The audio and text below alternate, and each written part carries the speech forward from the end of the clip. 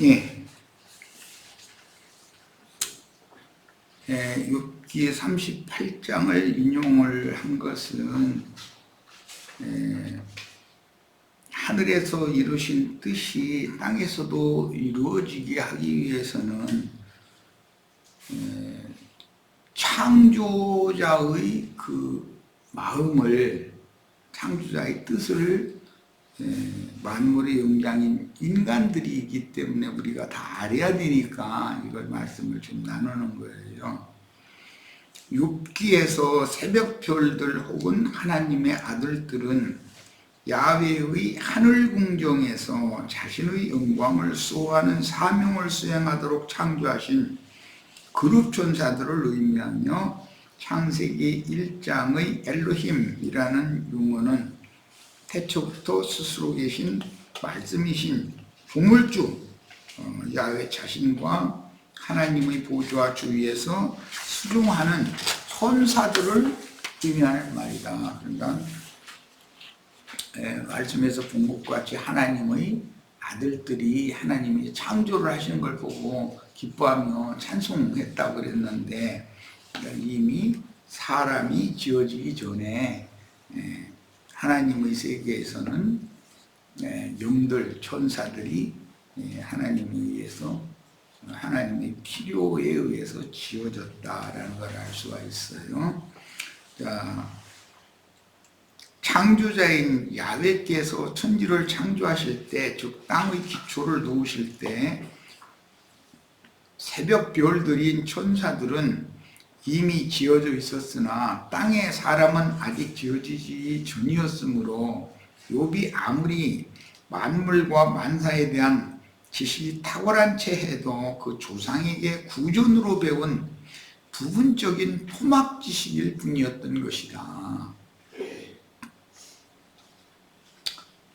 엘리후의 증언과 야훼의 말씀을 영의 열린 귀로 듣고 참된 이치를 마음에 깨달은 채 하던 당대의 달변가인 욥은 이치를 가리며 사실은 알지도 못하는 많은 말로 야훼와 다투었던, 내가 귀로만 듣던 야훼를 이제는 내 눈으로 뵙는다 하고 자백하며 육신으로 영이신 하나님을 볼 수는 없죠. 욥의 영이 열린 상태에서나, 영의 눈이, 마음 눈이 열린 상태에서나 영이신 전능자인 하나님을 볼 수가 있는 것이죠. 회개하고 자신을 율법 교리로 공박하던 친구들을 위한 제사장이 되니 갑절의 복을 받았습니다.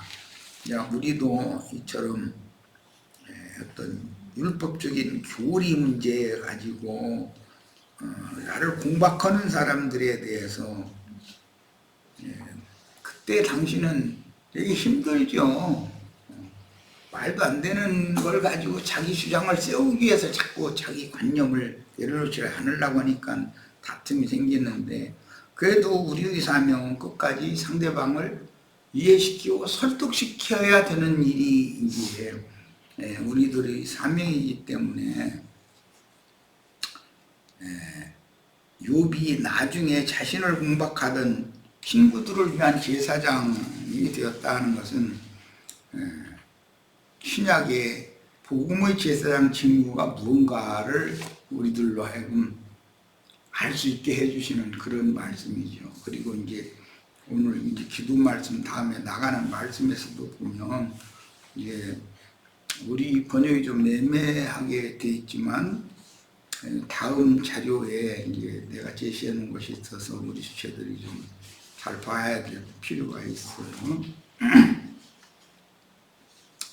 우리가 우리에게 죄 지은 자를 사해 준 것처럼 우리 죄를 사해 주옵시고 이렇게 번역을 해놔가지고 제자들이 누구의 죄를 사해 줬기 때문에 우리 죄도 사해 주는 건 당연한 거 아닙니까? 이런 뜻으로 오해하기 쉽게 번역을 해놔서 그 이제 다음에 이 내용 지나서 두 번째 자리에서 말씀을 나누겠습니다.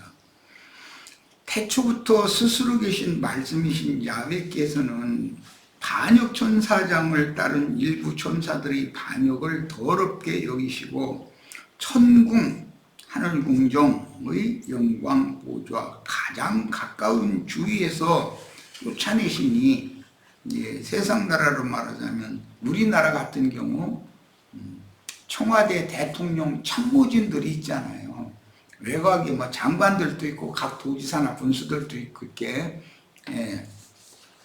국가를 함께 경영하는 그런 직분을 행하는 자들이 있지만, 그 중에서도 대통령실의 참모진들이, 그들이 제일 가까운 근접거리에서 날마다 대통령 출근하면 만나고 퇴근할 때까지 대통령과 한 사무실에서 같이 지내니까 제일 가까운 사람들이죠. 그게 이제 하늘 궁정에서 지원받은 천사들이 가장 가까운 근접거리에서 하나님의 영광을 수호하는 직무를 했다. 그러나 사람을 하나님의 형상과 모양으로 재창조죠.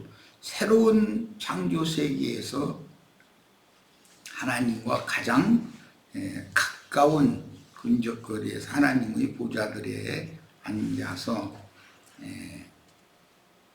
하나님의 새 창조 세계인 새 하늘과 새 땅의 만유를 함께 다스리는 그런 본세를 이제 우리들이 다 받아야 된다는 것이 마태복음에서 주로 강조하는, 제자들에게 그 상을 받기를 위해서도 이 기도도 그런 기도를 하라는 거예요. 사실은 태초부터 스스로 계신 말씀이신 야훼께서는 반역 천사장을 따른 일부 천사들의 반역을 더럽게 여기시고 천궁 하늘 궁정의 영광 보좌 가장 가까운 주위에서 쫓아내시니 공중 권세를 잡은 악의 영들이 되었습니다.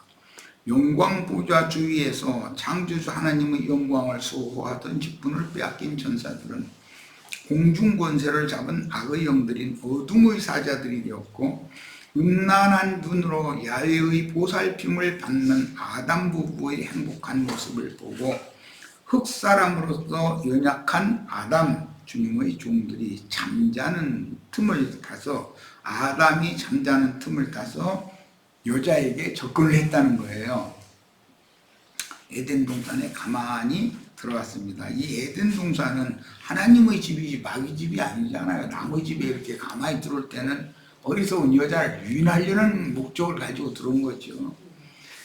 옛 뱀이 음란한 마음으로 아담의 아내인 여자에게 접근하여 여자를 미혹하니, 여자는 야훼의 말씀을 대언하는 그 남편 아담의 증거를 버리고 뱀의 말에 현혹되어 어미 금하시는 선악을 알게 하는 나무의 실과를 그 손을 들어 따먹고 그 남편에게도 주매, 뱀의 말을 대변하는 아내의 말을 듣고 아담도 하나님 말씀은 버리고 금령과를 함께 먹었다고 되어 있는 거예요. 그것이 이제 만물의 영장인 사람에게 죄가 들어오는 과정을 설명한 내용이죠. 선악을 알게 하는 나무의 열매로 상징되는 조문의 율법 계명은 흙에서 취한 사람들이 듣기에는 너무도 옳고 선한 말씀들이었으므로 창조자인 야훼께서 주신 생명나무 열매는 버리고 선악을 알게 하는 나무 열매를 따서 먹으므로 스스로 의와 선이신 하나님과 같이 되려고 했으니, 이것이 자칭 유대교 기독교인들의 신앙이 된 것이다. 그러니까 죄라는 것은 당연히 하나님과 동등이 되고자 하는, 같이 되고자 하는 교만성을 타고 들어온다는 걸 알 수가 있는 거죠. 창조자 하나님 야훼께서 창세전부터 그 마음에 감추어 두신 비밀은 죄악이 만연하여 관용, 즉 보편화했다. 관용한 세상에 자신이 메시아로 내려가서 천국 복음을 전하여 회개하고 복음을 믿음으로 받아들이는 순수하고 청결한 영혼들을 자신의 것으로 연락하여 그들을 통해서 제사장 나라를 세워 함께 영생을 누리는 것이었습니다. 하나님의 뜻, 하늘의 하늘에서 이루신 하나님의 뜻이 땅에서도 이루어지라 이걸 기도하라고 했기 때문에 우리는 이제 그 말씀의 주님의 그 제자들을 향한 어떤 분부를 잘 이해를 할 필요가 있어요. 창세 전에 하늘에서 중물주의 마음에 계획하신 비밀의 경륜은 반드시 세상 나라에서 실현되어 마귀가 타락시켜 불의하고 불법한 세상 나라의 임금이 된 마귀와 그 사자들인 짐승들의 왕국을 심판하고 정의롭고 공평히 보편화된 주와 그 그리스도의 왕국으로 회복하는 것이 창조자의 마음에 품고 계신 선하시고 기쁘신 뜻입니다. 만물, 모든 생물이라고 그러는데 이것은 이제 계시록에서는 네 생물이라고 그러죠. 천지사방의 모든 생물들을 이제 네 생물이라고 그러니까 그 만물 중에 사람에게만 부여하신 인간의 존엄성, 하나님을 대표하는 신성과 인성의 영광과 모든 생물을 다스릴 수 있는 권위, 그게 사람에게만 주신 존엄성이에요. 인간의 존엄성이라는 거예요. 그걸 받고 이 세상에 태어나서 정해주신 기한을 살다가 생애를 다하면 보내신 이에게로 돌아가서, 보내신 이가 있으면 보내신 받은 자들이 있게 마련이죠. 보내신 받은 자를 사도라고 그러죠. 그의 생애를 검증, 즉 판단받아야 하는 인간은 네 생물의 대표이며 인자 예수는 구속받은 모든 인간들을 대표한다. 네 생물의 대표는 사람이신 그리스도인 것이죠. 그러므로 인간의 삶은 세상에서 자신을 세상에 보내신 하나님의 뜻을 행해야 할 의무가 있으니 주님께서 제자들에게 가르쳐 주신 마태복음 6장의 기도 내용은 영원전부터 영원 후까지 하늘아버지의 선하시고 기뻐하시는 뜻을 깨달아 그 숭고하신 뜻을 이루는 도구로 나를 쓰시라고 제자들 각자가 기도할 의무가 제자들에게 있다는 것을 가르쳐 주시는 내용입니다. 이게 주기도문이 아니에요. 이런 것을 제자들에게 지금 사실은 가르쳐 주시는 것도 되지만 분부하시는 형식으로 돼 있죠. 너희는 이렇게 기도하라 인 것이지 뭘 가르치고 그런 목적이 사실은 아니에요. 분부하시는 거예요. 자, 이제 오늘 다시 해드린 마태복음 6장 본문 강해의 2번 자료로 들어갑니다. 주님께서 제자들에게 가르쳐 주신 분부하신 기도의 말씀이에요. 6장 이제 11절로 13절 나갑니다. 오늘 우리에게 일용할 양식을 주옵시고 우리에게 죄 지은 자들을 사하여, 이거는 이제 좋은 번역을 하자면 빚진 자들을 탕감해 준 것 같이가 아니라 주는 것 같이, 현재형이에요. 준 것은 과거형이잖아요. 제자들이 과거에 제자들에게 빚진 사람 빚 탕감해 준 그런 어떤 공로가 있어서 제자들을 부르신 게 아니에요. 주는 것 같이 오늘 우리는 이 일을 지금 새 창조의 일에 동역을 현재적으로 해야 되는 거예요. 제자들이 예수님의 현재적인 그때 당시의 동역자들이 되라 이 말인 거예요. 탕감해 주는 것 같이 우리 죄들을 사하여라는 탕감하다, 빚을 탕감하다 그 말이에요.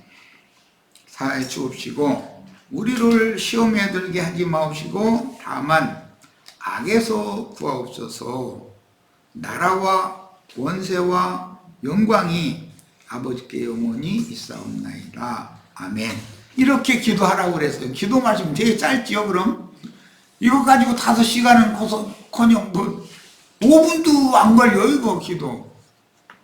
그런데 목사님들은 최소한 2시간 아니면 그래도 집사님들, 권사님들, 장로님들은 5시간 이상을 해요. 자기네들은 5시간도 더 한다더라고. 그건 나 그 사람들 기도를 하는 건 난 못 봤으니까 뭐 하는지 안 하는지는 안 는다고 내가 뭐 장담은 못하죠.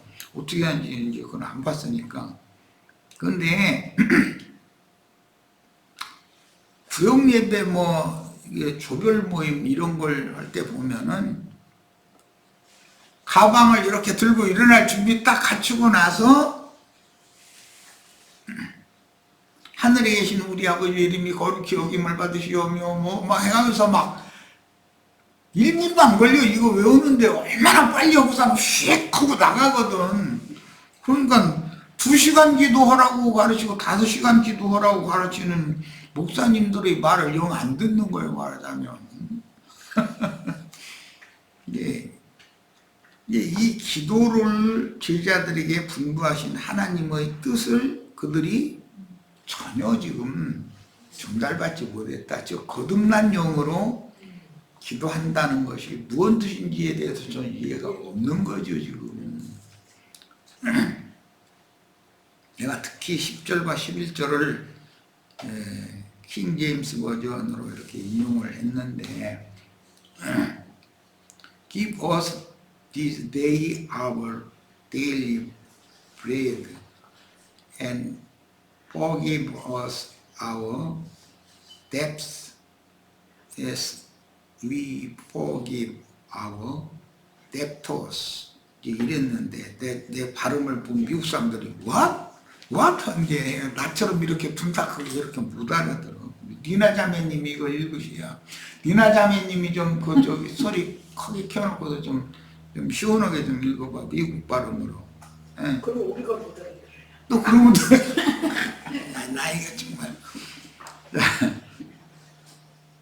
이게 이제 킹제임스 성경을 영문 성경을 내가 의도적으로 이렇게 인용을 한 거는 특히 우리에게 죄 지은 자를 사하여 준 것 같이가 아니고 이것은 현재 그렇게 하는 거다. 주는 것처럼 그런 의도다라는 것을 특히 이게 이제 증명을 하기 위해서 이 문장을 드린 거고, 이걸 이제 번역을 하자면 오늘 영문으로 기록된 걸 번역을 하자면 오늘 우리에게 일용할 양식을 주옵시고 우리가 우리에게 빚진 자들을 용서하는 것 같이, 현재 행위단 말이에요. 현재 지금 용서하는 것 같이 우리의 빚진 것들을 용서해 주시오며 그랬어요. 그러면 제자들은 주님께 빚진 것이 있고, 그렇죠? 우리의 빚진 것이 있잖아요. 제자들이 빚진 것이 있죠. 그런데 제자들이 빚진 자들을 탕감해 주는 것이 또 있어요. 그러니까 이 말을 이해를 잘 하셔야 되겠어요. 제자들이 빚진 자들을 용서라고 그랬지만 탕감해 준다 그 말이에요. 그렇게 하는 것 같이, 한 것 같이가 아니라 하는 것 같이, 우리의 빚진 것들도 탕감해 주세요. 그 말이란 말이에요. 그러면 제자들은 주님께 빚을 졌죠. 제자들에게 빚진 자들은 우리죠.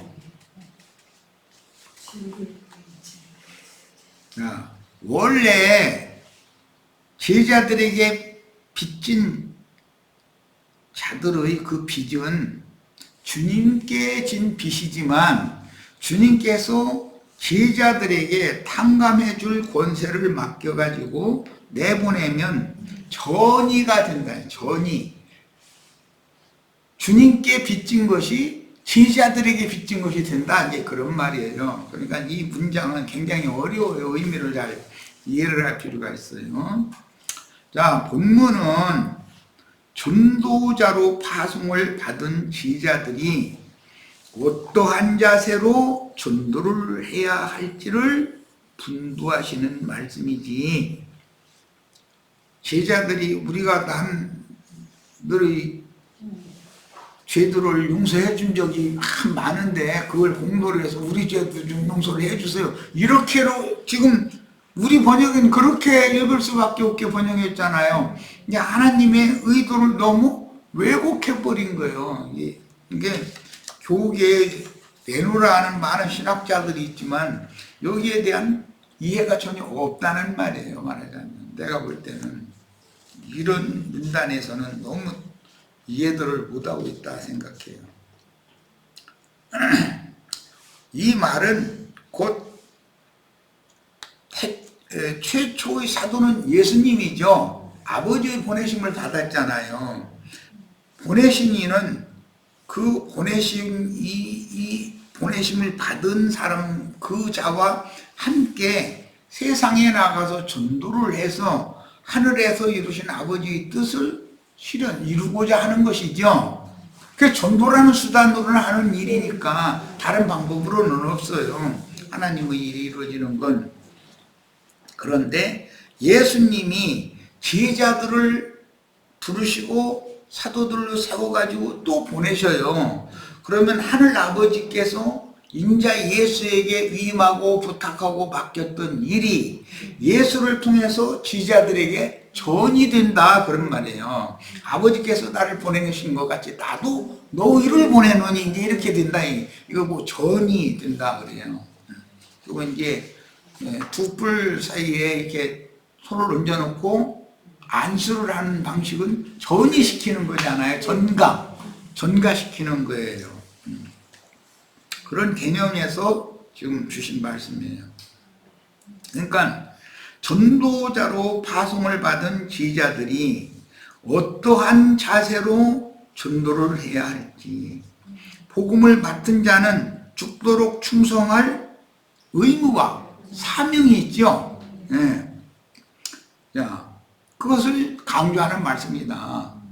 아버지께서 나를 보낸 것은 아버지의 뜻을 이루기 위하여 나는 죽도록 충성을 하고 내가 떠나는데 나의 본을 받아서 너희들도 죽도록 이 천국 복음을 전파하기 위해서 죽도록 충성해라 그 말이에요 사실은.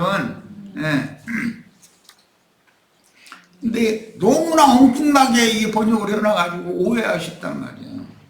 하늘 아버지께서 예수를, 사람 예수를 세상에 보내실 때는 사람 예수는 아버지의 부탁을, 사명을 맡은 자로서 하나님 자신이지만 사람으로 왔으니까 종의 신분이 되어져가지고 죽도록 충성해야 된단 말이야.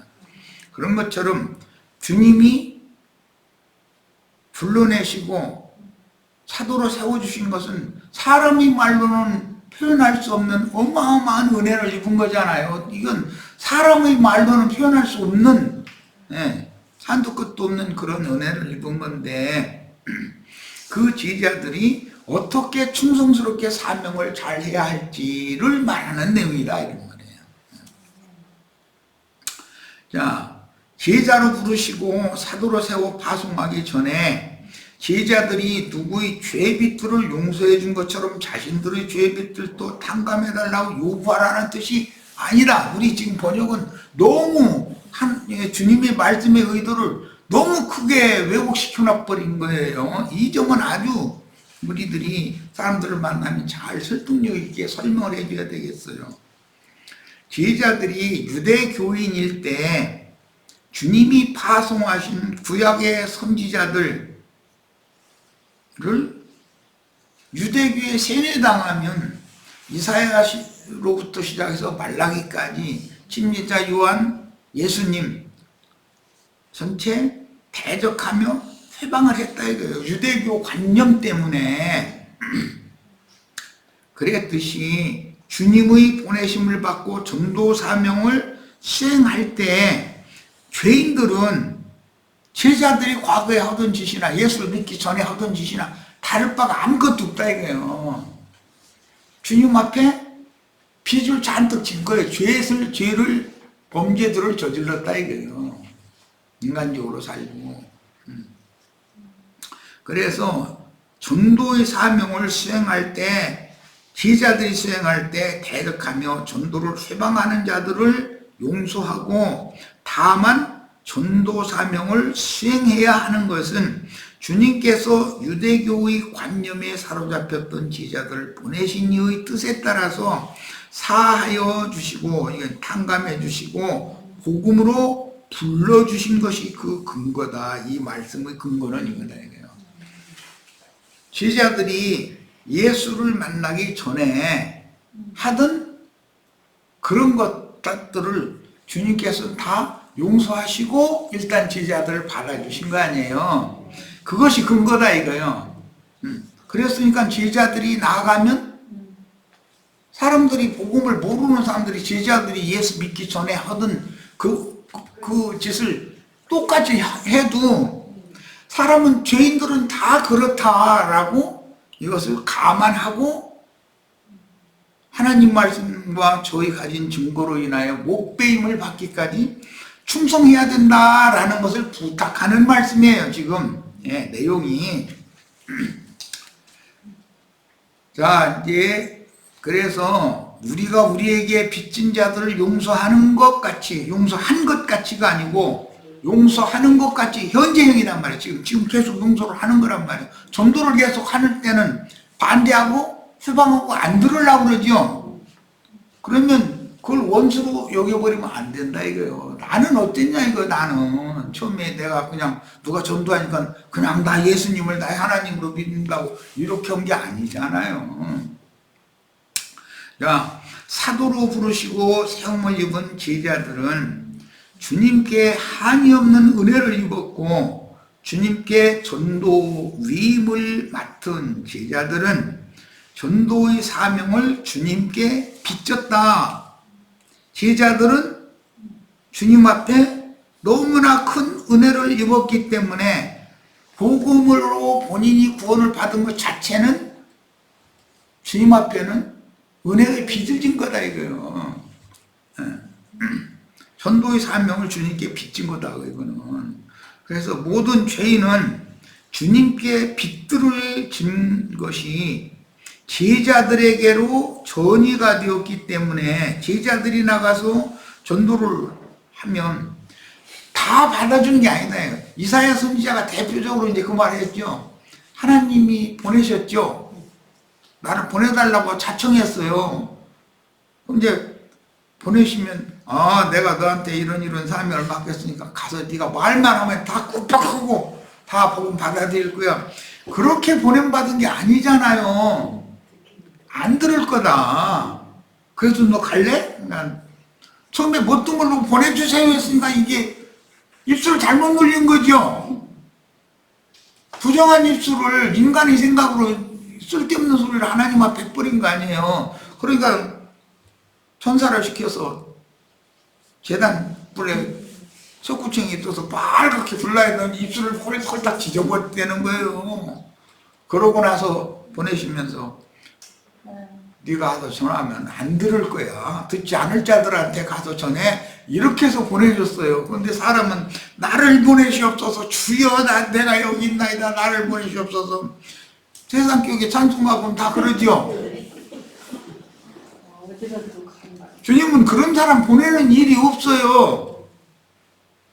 너 그 부정한 입술로 너 보내면 네가 네 영광 위해서 네 일 하러 다닐 거 뻔해.